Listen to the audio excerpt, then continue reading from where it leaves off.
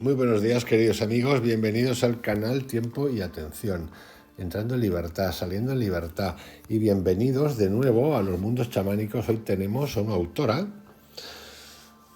que nos va a hablar de los viajes transformadores. Se llama Jan Atterberg. Es una psicóloga, era una psicóloga americana que investigó un montonazo, pero montonazo, acerca de las visualizaciones guiadas y las visualizaciones creativas. ¿Para qué? Para redirigirlas. Trabajó con otro autor que se llama Carl Simonton, que era un radiólogo y oncólogo. ¿Para qué? Para aplicarlo en personas que padecían enfermedades de las gordas, como cánceres y cosas de este tipo, de las que hay muchas y la gente sufre mucho con ello. Así que vamos a hacer un viaje totalmente creativo, ya os lo digo, de esta autora que tenía un doctorado en psicología experimental y que trabajó mucho también en intervenciones mente-cuerpo en una fundación que se conocía como Fundación para la Salud Integral, Holística, por llamarlo de alguna manera. Dicho esto, vamos a viajar con esta autora fascinante, que es fuerte. El curador herido es un antiguo calificativo perfectamente aplicable en un sentido moderno a quienes como profesión han invertido su corazón en la cura de los demás. Sin embargo, este concepto supone un reto para el modelo de sanidad existente, modelo que ha tejido sus últimas fibras innovadoras y se halla precariamente al borde del camino. Jan nos advierte a nosotros, a los lectores, que hablar de este tema supone una lucha constante con las deficiencias existentes, tanto culturales como científicas, y también barreras lingüísticas. Es preciso combinar la información de dos perspectivas totalmente distintas. Las culturas chamánicas tradicionales, en las que todas las cosas forman un conjunto vivo e interconectado, y la cultura médico-científica que analiza, clasifica y otorga nombres a todos los objetos percibidos en el mundo externo, tratándolos como unidades independientes. Esta es la gran diferencia. Para la primera de estas culturas, lo invisible constituye un nivel de realidad. Para la segunda, lo invisible es totalmente inexistente. El reto estriba en llenar este vacío con palabras. Un texto escrito por Jaime de Angulo, médico, escritor y filólogo que domina 17 idiomas indios prácticamente desconocidos, esboza el marco de las diferencias conceptuales contenidas en lo que nos va a contar esta autora ahora. De Angulo estaba estudiando la estructura compleja y primitiva del lenguaje de los indios Pit River y escuchando historias del coyote y de la creación del mundo. Y aquí os cuento alguna de esas historias. De acuerdo, Bill, le dijo a su interlocutor, pero aclárame una cosa. Había un mundo. Después había muchos animales que vivían en el mismo, pero entonces no había gente. ¿Qué significa lo de que no había gente? ¿No son gente los animales? Sí, claro, pero no son indios, pero son gente, están vivos. ¿Qué entiendes por animal? Bien, ¿cómo se dice animal en vuestro idioma? No lo sé. Pero supón que quieras decirlo. En tal caso creo que diría algo como, dice una palabra, ¿no? Tikade wade tuluku atkazi. Traducido sería algo así como por todo el mundo ser viviente. Supongo, doctor, que esto debe significar animal. No lo comprendo, Bill. Esto también significa gente. La gente también son seres vivos, ¿no es cierto? Por supuesto. Esto es lo que estoy diciendo. Todo vive, hasta las rocas, incluso el banco en el que estás sentado. Alguien lo ha construido con algún propósito, ¿no es cierto? Entonces está vivo, ¿no es así? Todo está vivo. Esto es lo que los indios creemos. Los blancos creen que todo está muerto. Dime, Bill, ¿cómo llamarías a la gente? No lo sé. Supongo que simplemente seres. Creí que esto significaba indios. Claro, ¿no somos gente? También lo son los blancos. De ningún modo. Ellos no creen que nada esté vivo. Ellos mismos están muertos. A eso no lo llamo gente, son astutos, pero no saben nada. Hecha esta provisión semántica, esta autora va a comenzar a hablarnos del cuerpo, de la mente y del espíritu, de lo visible y de lo invisible, con un lenguaje elaborado para otros fines. La idea del curador herido aparece una y otra vez en las prácticas sanitarias más tradicionales. Implícitamente indica el hecho de haberse encontrado con algún tipo de transformación personal, crisis o modificación interna. Dicho suceso es el que dirige la misión del curador, dotándole de un conocimiento insólito sobre el modo de ser de las cosas.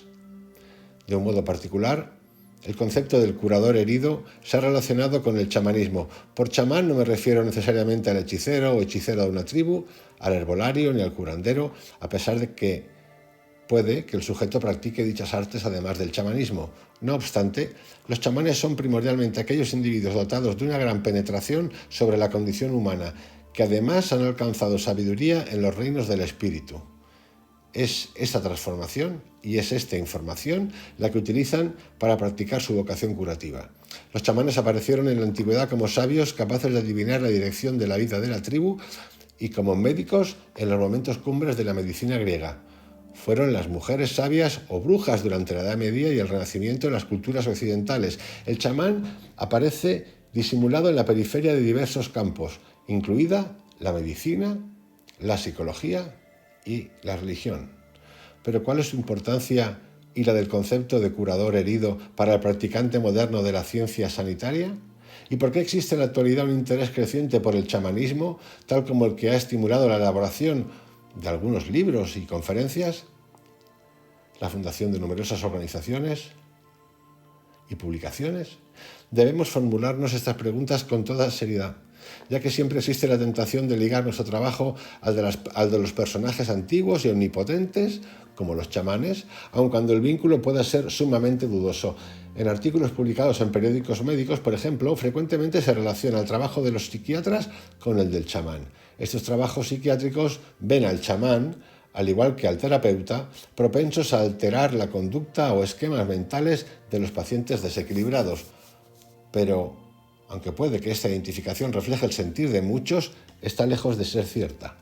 ¿Qué duda cabe de que los autores en cuestión se ruborizarían si comprendieran la enorme disparidad existente entre la senda espiritual chamánica y la metodología psiquiátrica contemporánea? Pero existen otras razones más válidas para el acercamiento actual al chamanismo. Una de ellas es el amplio descontento con los resultados de los servicios de sanidad física y mental modernos. Otra, la sensación general de que hay algo ausente en la formación y actitud de los profesionales, una empatía, una comprensión e incluso una riqueza de carácter. Puede que el factor subyacente sea el proceso de la herida o transformación, o mejor dicho, la falta de ella. Y vamos ahora a viajar a la herida. Como veis, esta autora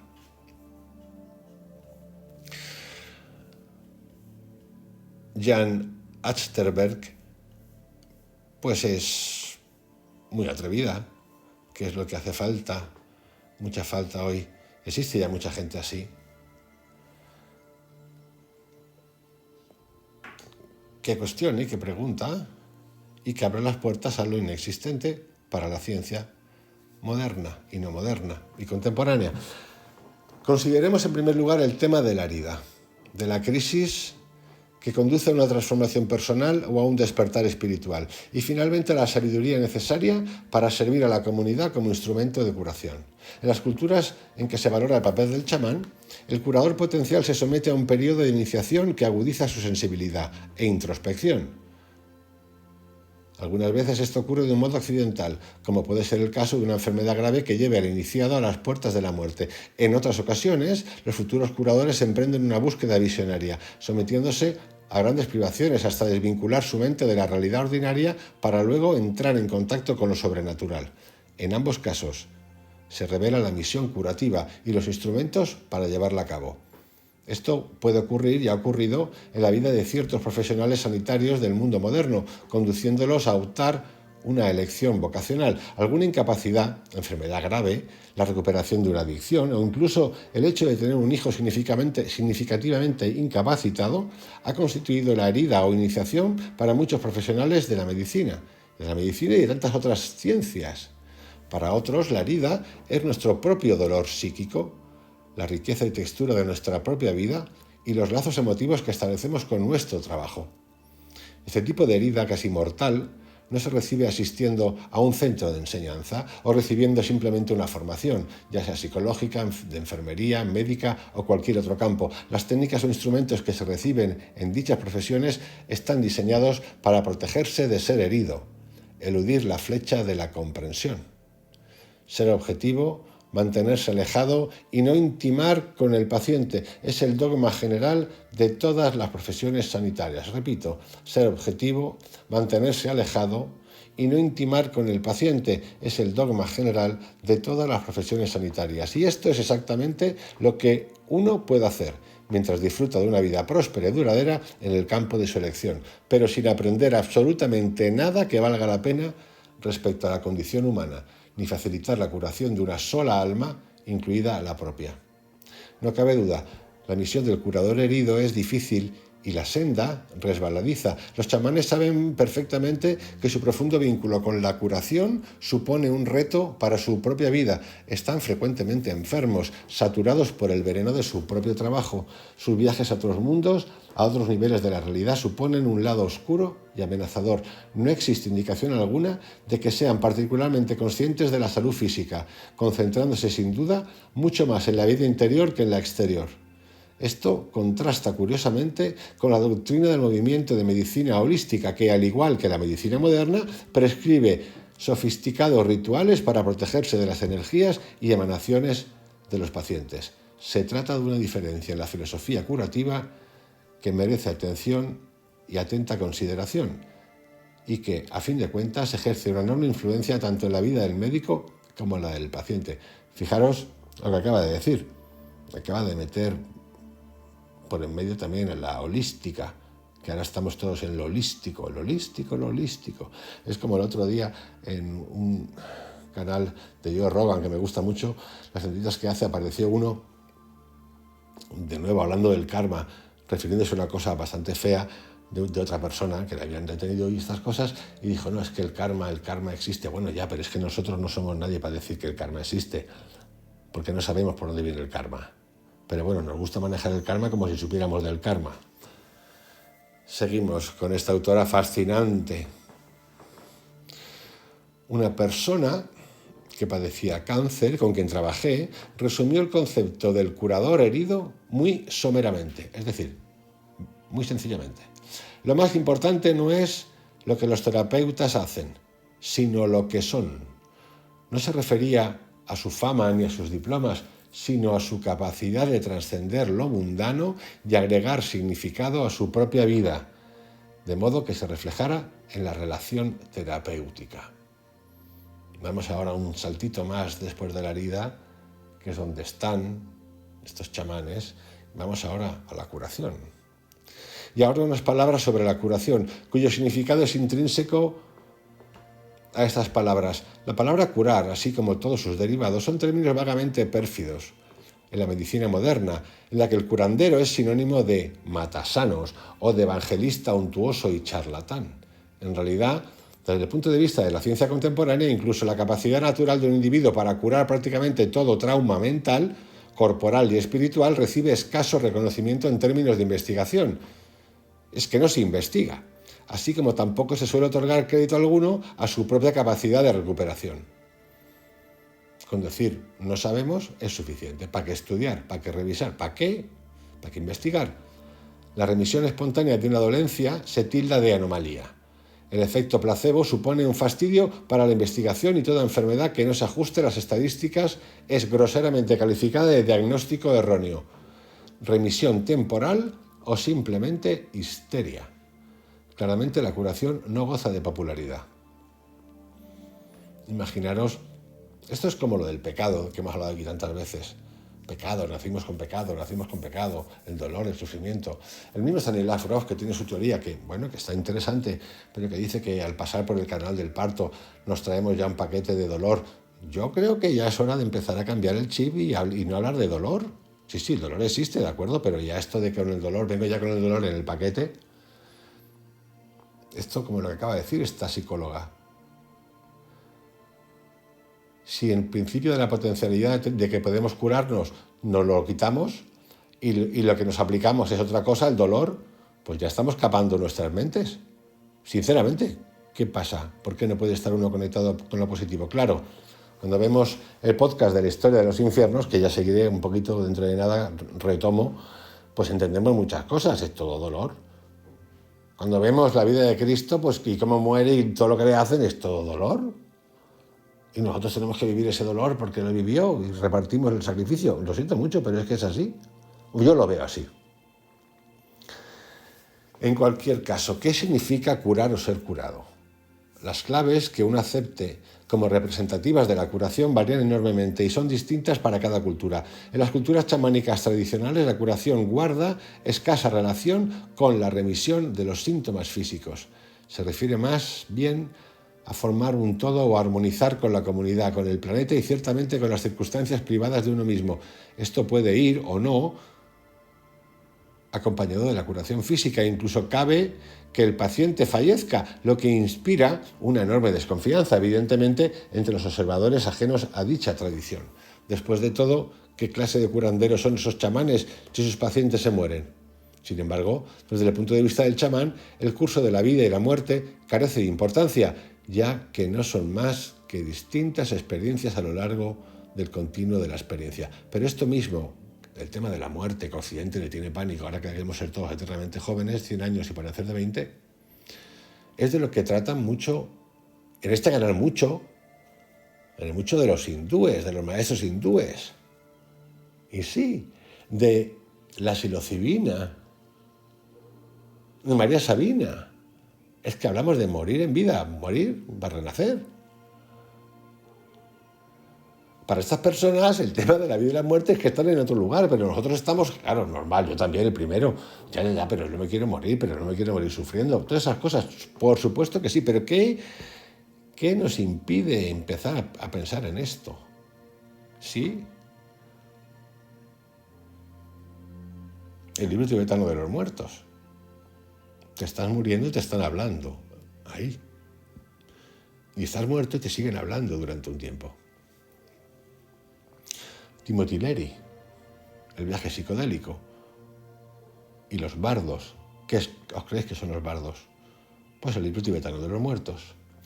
Evidentemente, la actitud chamánica sugiere una definición bastante diferente de curación que aquella con la que la civilización occidental está primordialmente familiarizada, es decir, la de regresar a la normalidad. Normalidad que se define culturalmente de acuerdo con unos niveles creados por los miembros de dicha sociedad. Es oportuno mencionar aquí el siguiente comentario de un curandero indio. Con la medicina del hombre blanco, uno solo vuelve a ser como antes. Con la medicina india, uno puede llegar a ser incluso mejor. No obstante, cabe destacar que el espíritu humano emerge frecuentemente victorioso incluso del más atroz de los tratamientos médicos. En esta cultura, la gente supera creativamente las enfermedades, aprende de ellas y las trasciende. Y para el terapeuta, la posibilidad de participar en este viaje con pacientes muy excepcionales y a menudo gravemente enfermos supone un gran don y una gran fuente de sabiduría. Claro que no todo el mundo es capaz o está dispuesto a hacerlo, y se suele precisar mucho apoyo para realizar el esfuerzo necesario. Bueno, hemos tratado la herida, hemos tratado la curación, vamos a irnos ahora al viaje de autotransformación. Existe un claro paralelismo entre el viaje de crecimiento personal que emprenden los que atraviesan una enfermedad de suma gravedad y el viaje de iniciación del curandero.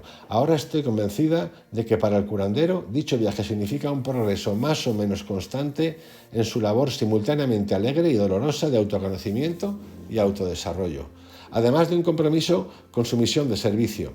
En las sociedades chamánicas tradicionales se consideraba dicha transformación como parte imprescindible de la formación del curandero para el correcto ejercicio de su vocación, mientras que la medicina moderna ha sido prácticamente olvidada. No obstante, la senda tradicional de autodescubrimiento emprendido por los curanderos indígenas durante su proceso de iniciación cuenta con un prototipo moderno que adquiere cada día mayor popularidad. Dicho viaje transformador no solo es compatible con la medicina moderna, sino esencial para ella.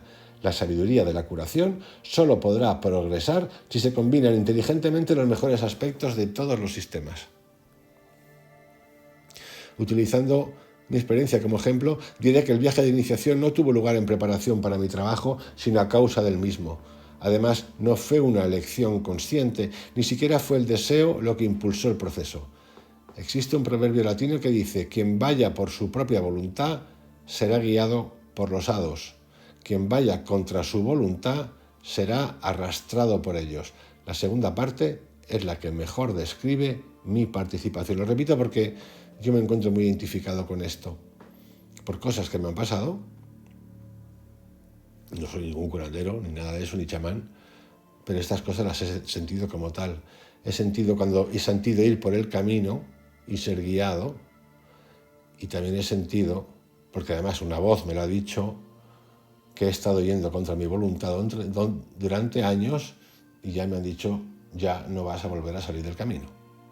Así como tal, una voz en mi cama, despierto. Ni los reconocidos métodos de la ciencia médica ni los principios de la religión moderna me fueron de gran ayuda para guiar mis pensamientos, mi investigación o mi trabajo clínico con pacientes gravemente enfermos. La confusión, la incertidumbre, el enojo y la frustración provocaron la necesidad de aprender otras tradiciones culturales como el chamanismo e incluso de identificarme con las mismas, ya que solo éstas parecían capaces de inyectar cierta sabiduría en áreas de la medicina esterilizadas por la objetividad. En primer lugar, parecía que en interés de la tecnología y del dogma, la medicina pasaba por alto la esencia de lo que significaba el ser humano. Los que padecen enfermedades crónicas y los moribundos, ambos fuera del alcance de la medicina tal como se conceptualiza en la actualidad, han sido los que más dolorosamente han sentido dicho olvido. En mis primeros años de investigación yo también presencié sucesos totalmente inexplicables según los conocimientos que poseemos sobre el cuerpo humano o de lo que cabe esperar del tratamiento médico. Por ejemplo, algunos pacientes con cierto tipo de personalidad tenían mayores probabilidades de vivir más tiempo después de un diagnóstico de enfermedad terminal. Los análisis de sangre de dichos pacientes revelaban una asombrosa correlación entre los cambios hematológicos y los resultados de pruebas psicológicas. Era posible predecir estadísticamente la longevidad, basándose en la visión que tenían dichos pacientes con cáncer de su propia enfermedad, sus defensas y el tratamiento. Muchos fallecieron cuando no lo preveían las teorías vigentes. A menudo eran demasiado jóvenes o estaban excesivamente sanos, o su enfermedad, según los libros de texto, no era lo suficientemente grave como para causarles un deterioro tan rápido. El curso biológico de la enfermedad, frase con la que se intenta describir el progreso independiente de la misma, según su propia naturaleza, pasó a tener muy poco sentido. Por otra parte, comprobé que algunos pacientes a quienes se había administrado los últimos sacramentos se recuperaban, reincorporándose a una vida satisfactoria y productiva. También he sido testigo del milagro de vidas gratificantes bajo las más traumáticas limitaciones físicas y del milagro de aquellos que avanzan hacia la etapa final de esta vida con toda conciencia y claridad. En todos los casos, estas curaciones aparentemente milagrosas podían ser atribuidas a recursos internos mentales y espirituales. Estos sucesos son excepcionales, pero el hecho de que ocurran merece estudio, consideración y, en mi opinión, respeto. Vamos ahora, después de este relato tan potente, al significado de enfermedad en el chamanismo y en la medicina moderna. Toda enfermedad, esté clasificada por el sistema occidental como mental o como física, está dotada de unas características verdaderamente extrañas. Por ejemplo, uno raramente se encuentra con ningún caso clásico.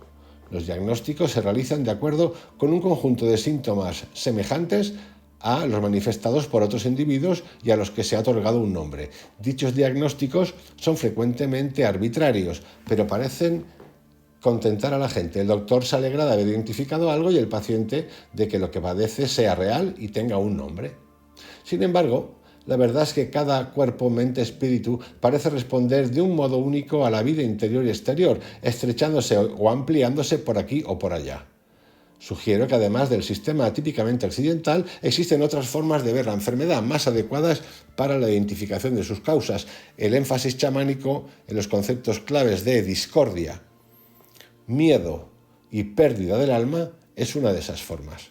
Por ejemplo, los chamanes hace tiempo que reconocieron que la enfermedad es inevitable si la vida pierde significado y uno olvida la sensación de pertenencia y de conexión, discordancia. Asimismo, una sensación crónica de miedo hace que el individuo pierda el amor, la alegría y la confianza, cimientos básicos de la salud, amor, alegría y confianza, sin los cuales, David Hawkins, os recomiendo, David Hawkins, el psicólogo, sin los cuales la propia fuerza de la vida parece comenzar a retirarse del cuerpo. Las inferencias de estos diagnósticos chamánicos aparecen desparramadas a lo largo de estas palabras. Ambas, a su vez, se manifiestan en las enfermedades identificables en la medicina occidental. Así pues, los síntomas que a nuestro entender representan la enfermedad puede que sean simplemente los epifenómenos de los problemas mucho más básicos. La pérdida del alma, por otra parte, se considera como el diagnóstico más grave en la nomenclatura chamánica, ya que se cree la causa principal de la enfermedad y de la muerte. Sin embargo, no se menciona en absoluto en los libros de medicina occidental moderna. No obstante, cada día está más claro que lo que los chamanes denominan pérdida del alma, es decir, una lesión en el centro inviolable que es la esencia de la persona, se manifiesta como desolación, deterioro inmunológico, enfermedades mucho más serias. Esto parece ocurrir después de algún grave fracaso sentimental, profesional o algún otro tipo de ruptura significativa. Vamos ahora a viajar a la imaginación, al curador herido y a la imaginación. Existe un vínculo invisible de poder entre el curador herido y el curado. Dicho vínculo constituye la esencia del trabajo del curador. Todo lo demás, los rituales, instrumentos, las maniobras médicas del cuerpo y manipulaciones de la mente, son meros recursos del proceso divino. Los chamanes lo saben perfectamente y refuerzan el vínculo con su ritual. Hay quien lo denomina amor. Emana del deseo de convertir y convertirse en sano o completo. Como seres humanos que avanzamos a trompicones por la senda de la perfección, hemos invertido nuestra fe en lo que nuestros sentidos nos indican que es real. En nuestra sociedad es real la cirugía, es real los medicamentos y hasta cierto punto las vitaminas y la acupuntura. Para las culturas chamánicas, por otra parte, lo real son los tambores, la succión de objetos y los cristales. Todo ello tiene cierta energía, a menudo bastante sutil, que es percibida por los sentidos y por consiguiente determina cierto cambio físico. Sin embargo, además del poder de los sentidos, los chamanes reconocen el poder de la imaginación. El curador herido, aquel hombre o mujer conocedor del paisaje del reino espiritual, facilita el momento de la unión entre el curador y el curado, alcanzando las dimensiones interiores del espíritu con su propia imaginación. De este modo, mostrándole el camino, el curador ayuda al curado a reconocer lo olvidado. El chamán que viaja por el mundo del espíritu conoce a fondo el mundo de la imaginación. La imaginación genera el más atroz de los dolores, paraliza y mata con la certeza de un despiadado asesino. Son incontables los casos de gente que fallece no a causa de su enfermedad, sino del miedo. Buscan apoyo, respuestas que les orienten en su viaje a través de la enfermedad, pero con demasiada frecuencia no las encuentran. La imaginación es también el mayor recurso curativo. No hay nada escrito en la historia de la medicina ni en los descubrimientos de la ciencia moderna que lo contradiga. La información que poseemos sobre la salud y la enfermedad se debe en mayor grado a los sueños, las visiones y otros productos de la imaginación que a cualquier otro fenómeno. La asociación íntima y en realidad inseparable que existe entre la mente y el cuerpo no solo permite que se realice un diagnóstico exquisito, sino que se ejerza un control fisiológico Ningún pensamiento deja de marcar corporalmente, ninguna señal neuroquímica tiene lugar sin ser registrada por la mente. Los instrumentos destinados a utilizar la imaginación con propósitos curativos y diagnósticos reciben muchos nombres distintos. Pueden ser conocidos como hipnosis, trance, meditación, viajes, imaginería u oración, incluso viajes psicodélicos. Sea cual fuere su nombre, lo que se precisa es modificar el condicionamiento para poder oír de un modo intuitivo los mensajes procedentes del propio complejo cuerpo, mente, espíritu. El cambio permite una comunicación con una mente universal, un poder superior, un inconsciente colectivo o con lo que yazca en el interior, aquello que da sentido, sustancia y orientación a la vida. La investigación procedente de numerosos campos perfectamente verosímiles sugiere que la imaginación puede influir en la actividad de los procesos corporales o incluso dirigirla. Puede que esto solo ocurra con gran esfuerzo y mucha práctica y cuando el mensaje es transmitido repetidamente con suma precisión. Parece ser de una importancia relativamente insignificante que las imágenes correspondan, según los libros de texto, a la realidad común. Lo necesario es la precisión de la dinámica en un sentido sano.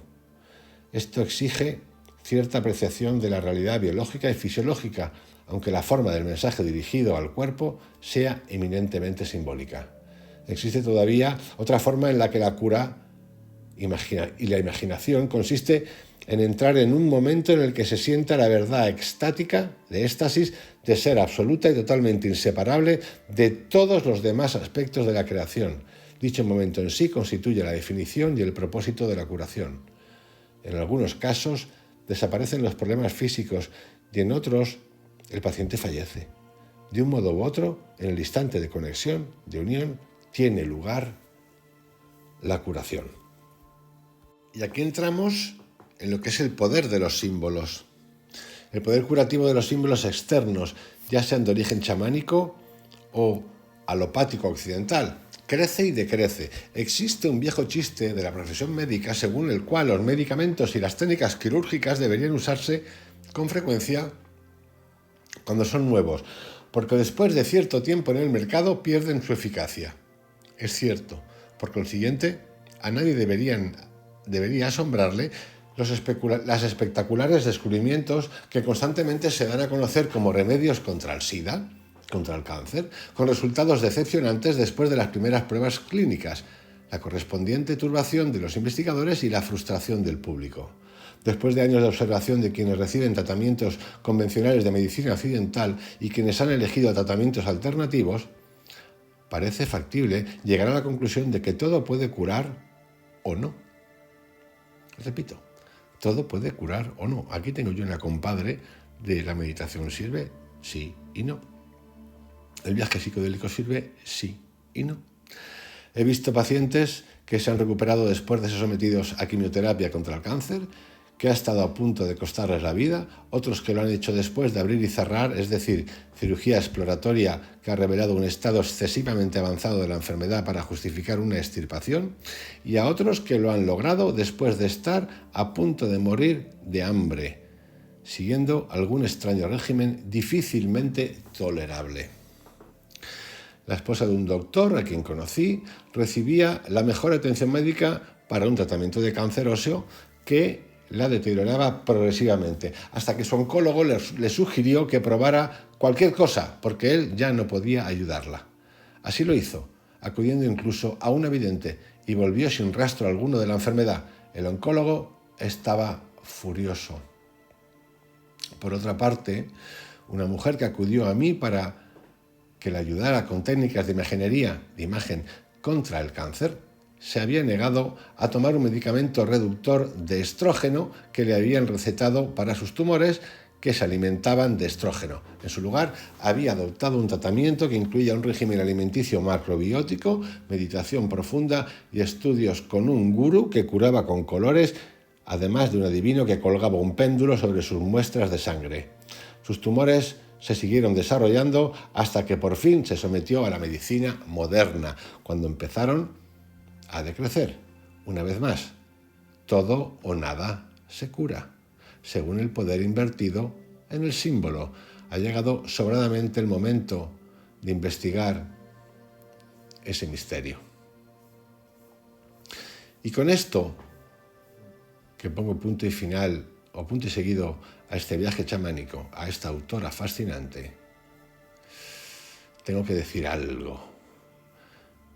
No hago recomendaciones de nada a nadie. Ni soy médico, ni soy gurú. Yo sé lo que yo haría, y está claro lo que yo haría, pues haría de todo y lo preguntaría todo. Así de claro. Todos en algún momento, por alguna razón u otra, hemos muerto en vida. Una separación, una muerte de alguien, un viaje transformador a través de la religión, de la meditación, de los viajes psicodélicos, lo que sea. Aquí lo importante es el factor humano, salir de la estadística, salir del número. Yo he encontrado muy poca gente que explique las cosas tan bien como esta autora. Por eso creo que era importante traerla aquí, recordarla. Por cierto, esta autora murió de una metástasis de mama. Hubo gente que no estaba de acuerdo con ella y que utilizó eso, pues esas maneras que utiliza el ser humano para defenderse de lo indefendible.